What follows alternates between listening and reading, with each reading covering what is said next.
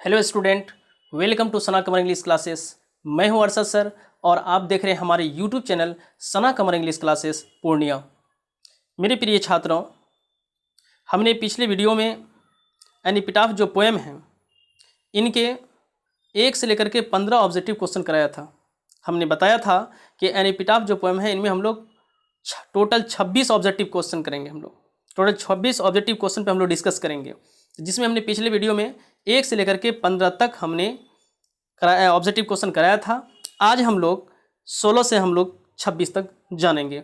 आइए हम लोग शुरू करते हैं। देखिए, आप 16 नंबर का क्वेश्चन, आप क्वेश्चन को समझने की कोशिश कीजिए। अब देखिए, कहता है क्या कि वाल्टर डिलामेयर न्यू। देखिए, नो का V2 है न्यू। नो मतलब जानना, न्यू मतलब होता है जानता था, है ना। कहता है कि वाल्टर डिलामेयर न्यू, वाल्टर डिलामेयर जानते थे, और मतलब होता है एक सोचिए dash who is now dead, जो अब मर चुकी है। वाल्टर डिलामेयर जानते थे, खाली जगह लिखा हुआ है कि जो अब मर चुकी, किसे जानते थे। कहता option A lord, option B boy, option C lady. तो इसका ऑप्शन होगा सी, क्योंकि वाल्टर डिलामेयर किसे जानते थे, एक लेडी को जानते थे, एक औरत को जानते थे, है ना, जो वेस्ट कंट्री की थी और एक दिन वह स्वर्ग सिधार जाती है ना, मर जाती है वो, है ना। एक लेडी को जानते थे। आइए 17 नंबर देखिए आप क्वेश्चन। 17 नंबर क्वेश्चन कहता है कि who has written a number of poems for children. कहता है कि हु हैज़ रिटन, है ना, कौन लिख चुके हैं, और नंबर ऑफ पोएम्स बहुत सारी कविताएं। कहता है कि फॉर चिल्ड्रेन, बच्चों के लिए, है ना, बच्चों के लिए कौन बहुत सारी कविता लिख चुके हैं, है ना। कि बच्चों के कवि किसे कहा जाता है ना, वाल्टर डिलामेयर को ना। इसलिए यहाँ पर ऑप्शन देखिए Walter de la Mare, option B T.S. Eliot, option C D.H. Lawrence. तो हो जाएगा इसका ऑप्शन ए होगा, है ना, वाल्टर डिलामेयर, क्योंकि बच्चों के कवि इसे ही कहा जाता है, वाल्टर डिलामेयर को। चलिए 18 नंबर का क्वेश्चन देखिए। Dash is a humorous and ironical poem. Humorous को समझिए। ह्यूमरस, ह्यूमरस का मतलब होता है हास्यास्पद। हास्यास्पद का मतलब क्या होता है, जिसमें हंसी मजाक वाली बात हो, है ना, हंसी मजाक वाली बात हो। कहता है आयरोनिकल पोएम, आयरोनिकल मतलब होता है व्यंग्यपूर्ण, है ना। तो कहता है कि इनमें जो आप देख रहे हैं, कहता है ऑप्शन ए में देखिए, कहता है to autumn, option B the soldier, option C an epitaph. इनमें से तीनों ऑप्शन में से कोई नहीं हास्यास्पद है। टू ऑटम, है ना, पतझड़, ये तो इसमें हंसी मजाक वाली बात है नहीं। द सोल्जर मतलब सैनिक होता है। द सोल्जर जो पोएम है इनमें वार की चर्चा की गई है, युद्ध की चर्चा की गई है। सी नंबर में आपका एन एपिटाफ, है ना, ये तो इसमें कवि अपने गम को व्यक्त किए हैं एक लेडी के लिए। तो इन तीनों में से कोई हास्यास्पद नहीं है ना। तो इसका जो थोड़ा टाइपिंग मिस्टेक हुआ है, इसका जो आंसर होगा वो होगा नन ऑफ दीज। याद रखेंगे, नन ऑफ दीज। अगर ऑप्शन में to autumn, the soldier and epitaph, तो क्या हो जाएगा, नन ऑफ दीज होगा इसका आंसर। ठीक है, टाइपिंग मिस्टेक किया गया। आइए 19 नंबर क्वेश्चन को हम लोग देखते हैं। कहता है कि dash is an inscription on a term in the memory of the dead.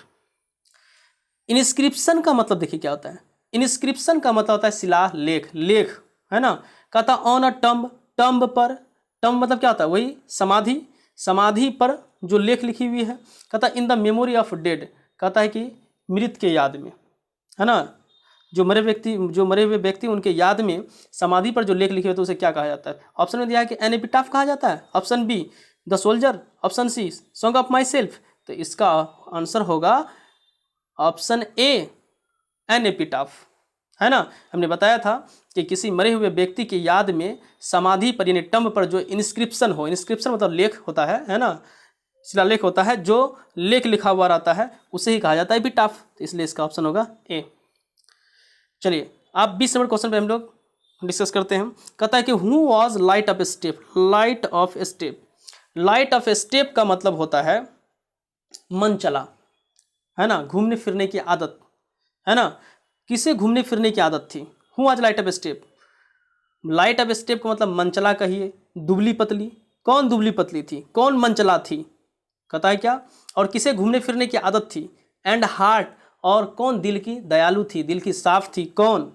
Option A an old lady, option B a beautiful lady, option C an ugly lady. तो ऑप्शन होगा बी अ ब्यूटीफुल लेडी, एक खूबसूरत औरत। यानी epitaph में अ beautiful lady की चर्चा है ना, एक ब्यूटीफुल लेडी को ही घूमने फिरने की आदत थी और दिल की वह साफ थी। ठीक है, आप 21 क्वेश्चन पे हम डिस्कस करते हैं। कहता है क्या कि who has made an epitaph. कहता एन एपिटाफ कौन बना चुके हैं, कौन बना चुके हैं। कहता फॉर द ब्यूटीफुल लेडी, एक ब्यूटीफुल लेडी के लिए एन एपिटाफ कौन बना चुके हैं। Option A John Donne, option B Walter de la Mare, option C D H. Lawrence. तो इसका आंसर होगा ऑप्शन बी, करेक्ट आंसर है ना, वाल्टर डिलामेयर, है ना, वाल्टर डिलामेयर ही ना बनाए थे, समाधि बनवाए थे, है ना। चलिए 22 क्वेश्चन पे हम लोग डिस्कस करते हैं।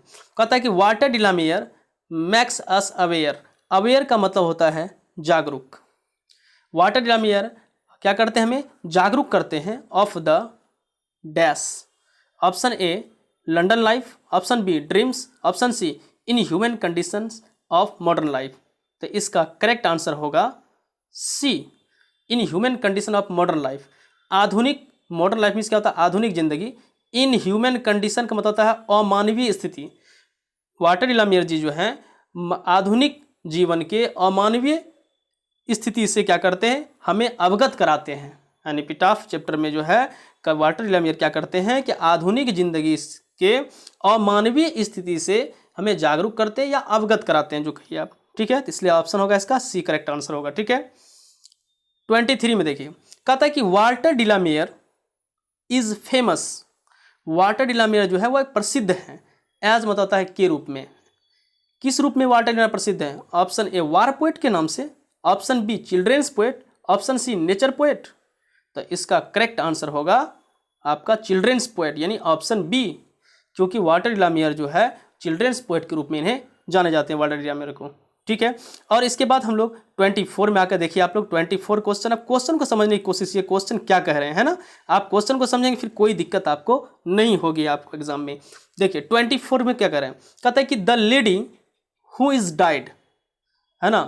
कहता है कि औरत जो मर चुकी है, कहता लाइज, वो लेटी हुई है, कहता इन द में, कहाँ लेटी हुई है, देखिए ऑप्शन ए गार्डन में लेटी हुई है जो मर चुकी है, ऑप्शन बी ग्रेव में, ऑप्शन सी फील्ड में। तो इसका करेक्ट आंसर होगा ग्रेव, यानी ऑप्शन होगा आपका बी, क्योंकि लेडी जब मर चुकी है वो कहाँ लेटी हुई थी, वह ग्रेव में लेटी हुई थी, है ना, कब्र में लेटी हुई थी, है ना। चलिए 25 में हम लोग बात करते हैं। कहता है कि and when I crumble, and when I crumble, और जब मैं मर जाऊंगा, क्रम्बल मीन्स क्या होगा, मर जाना यहाँ होगा, है ना। कहता एंड व्हेन आई क्रम्बल, कहता हु विल रिमेंबर, कौन याद करेगा, कहता इज रिटेन, लिखा गया है, कहता बाय, किसके द्वारा लिखा गया लाइन जो है ना। Option A Walter de la Mare, option B John Keats, option C Rupert Brooke. तो इसका करेक्ट आंसर होगा वाल्टर डिलामेयर, यानी ऑप्शन होगा ए, है ना। ये नहीं बोले थे कि मैं जब अभी हम जिंदा हैं तो हम इसे याद कर रहे हैं, इस ब्यूटीफुल लेडी को, मेरे मरने के बाद इसे कौन याद करेगा। तो ये कहता है इस लाइन जो लिखा गया ना, ये किसके द्वारा लिखा गया ये, तो ऑप्शन हो जाएगा ए वाल्टर डिलामेयर के द्वारा। अब कहता है 26 क्वेश्चन पे हम लोग देखिए डिस्कस करते हैं 26 पर। कहता है क्वीन एलिजाबेथ सेकेंड, है ना, यानी क्वीन एलिजाबेथ द्वितीय, है ना, कहता ऑनर्ड, सम्मानित किए, कहता हिम, है ना, क्या कर रहा है, हिम मतलब होता है उसे, मतलब उसे किसे, वाल्टर डिलामेयर को, है ना। कहता है queen Elizabeth second honoured him, queen Elizabeth द्वितीय जो है उसे सम्मानित किए, कहता with the order of merit, order of merit से, कहता इन मतलब होता है में। ईस्वी पूछ रहे हैं किस ईस्वी में, है ना, वह उसे सम्मानित किए। Option A 1976, option B 1944, option C 1953। तो ऑप्शन होगा सी 1953 में। 1953 में क्वीन एलिजाबेथ सेकेंड जो है, जो इंग्लैंड की महारानी थी, यानी क्वीन एलिजाबेथ द्वितीय जो है ऑर्डर ऑफ मेरिट से वाल्टर डिलामेयर को 1953 में सम्मानित किए, ठीक है। मैं उम्मीद करता हूँ 26 आपको क्लियर समझ में आ गई होगी। अब कुछ पॉइंट है स्टार देखे, इनको भी हम लोग समझ लेते हैं थोड़ा सा, है ना, आप जानते ही होंगे इनके बारे में, थोड़ा सा एक बार और रिपीट कर लेते हैं। कहता है कि आप पहला स्टार देख रहे हैं, कहता है Walter de la Mare was born in the village of Charlton in Kent England. कहता है कि वाल्टर डिलामेयर का जन्म जो है इंग्लैंड के, है ना, इंग्लैंड के केंट शहर के चार्लटन नामक गाँव में हुआ था। बस ये पॉइंट स्टार मार्क लिखा हुआ है पॉइंट, इनको समझ ले। वाल्टर डिलामेयर का जन्म इंग्लैंड के केंट शहर के चार्लटन नामक गांव में हुआ था, बस ये पॉइंट है। दूसरा स्टार पॉइंट कहता है कि वाल्टर डिलामेयर लॉस्ट हिज फादर, है ना, वाल्टर डिलामेयर अपने पिताजी को खो दिए, कहता at the age of 4, at the age of 4 मतलब क्या, 4 साल की उम्र में। यानी जब वाल्टर डिलामेयर का उम्र 4 साल के हो रहे थे जब वाल्टर डिलामेयर, उसी वक्त जो है वाल्टर डिलामेयर के पिताजी का इंतकाल हो गए, है ना। और फिर कहता एंड हैड टू मूव, और जाना पड़ा, कहता with his family to London, अपने फैमिली के साथ लंदन। कहाँ जाना पड़ा? लंदन जाना पड़ा। ठीक है, याद रखेंगे कि जब वाल्टर डिलामेयर का उम्र 4 साल के थे, यानी कि जब वाल्टर डिलामेयर जी 4 साल के थे, उसी वक्त जो है वाल्टर डिलामेयर के पिताजी का इंतकाल हो गया और वाल्टर डिलामेयर अपने फैमिली के साथ जो है वह लंदन उनको जाना पड़ा। ठीक है, अब देखिए नेक्स्ट स्टार में देखिए आप क्या कह रहा है कि उसके बाद जो है आपका कि Walter de la Mare was awarded, Walter de la Mare को अवार्डेड किया गया, पुरस्कृत किया गया with the order of merit, order of merit से, कहता इन 1953 1953 में, कहता by Queen Elizabeth second, Queen Elizabeth second के द्वारा। याद रखेंगे सब पॉइंट को, है ना। फिर एक स्टार में है क्या? The turn off the poem, poem का जो टर्न है, स्वर है, कहता एन एपिटाफ, एन एपिटाफ में कहता इज मेलांकली, क्या है? मेलांकली। याद रखेंगे, बताए थे आपको एलजी या मेलांकली याद रखने बोले थे आपको, क्या है? उदासी है। इसका टर्न क्या है इस पोएम का? मेलांकली, याद रखेंगे। फिर देखिए स्टार में क्या कहता है कि an epitaph deals with, an epitaph जो है व्याख्या करते हैं, एपिटाफ में व्याख्या की गई है, कहता है कि अ ब्यूटीफुल लेडी, एक ब्यूटीफुल लेडी के बारे में। कोई पूछेगा कि एन एपिटाफ जो पोएम है इनमें जो किसकी व्याख्या की गई है, बोलेंगे क्या कि अ ब्यूटीफुल लेडी, एक खूबसूरत औरत की व्याख्या की गई है इसमें, है ना। अब स्टार देखिए इसमें कहता है crumble stands for die, crumble का जो मीनिंग होता है खास करके इस पोएम में जो है वह होता है मरना, डाई। याद रखेंगे क्या होता है? डाई, मरना। क्रम्बल का मीनिंग क्या होगा इस पोएम में? मरना। वैसे क्रम्बल का मतलब होता है टूट जाना, है ना, लेकिन यहाँ क्रम्बल का जो मीनिंग होगा स्टैंड्स फॉर, यहाँ जो रखा गया है खास करके, है ना, वह डाई के सेंस में इसका इस्तेमाल किया गया है, मरना के सेंस में इसका इस्तेमाल किया गया है ना। फिर देखिए स्टार में कहता है कि द लेडी लाइज, लेडी जो है ना, वह लेटी हुई है, लेडी लेटी हुई है, कहता है इन अ ग्रेव, कहाँ? ग्रेव में, कहाँ? कब्र में। तो ये पॉइंट को याद रखें, स्टार मारा हुआ है तो ये याद रखेंगे, आपको ऑब्जेक्टिव ऊपर वाले ऑब्जेक्टिव क्वेश्चन भी आपका हल हो जाएंगे। ठीक है, जो बच्चे अभी तक हमारे चैनल को सब्सक्राइब नहीं किए हैं प्लीज़ वो चैनल को सब्सक्राइब करें और बेल आइकन को भी दबा दें, ताकि मैं जो भी वीडियोज़ डालूँ वह आपके पास उसका नोटिफिकेशन फ़ौरन पहुँच जाए। आप और लाइक कमेंट और शेयर ज़रूर करें आप। और जो बच्चे इस वीडियोस को देख रहे थे, इस ऑब्जेक्टिव क्वेश्चन का सीरीज देख रहे थे, ये लेक्चर 2 है। ठीक है, इससे पहला जो आपका 1 से 15 तक हमने पढ़ाया उस लेक्चर को आप देखें और अच्छी तरह से आपको समझ में आएगा। ठीक है, थैंक्स फॉर वॉचिंग।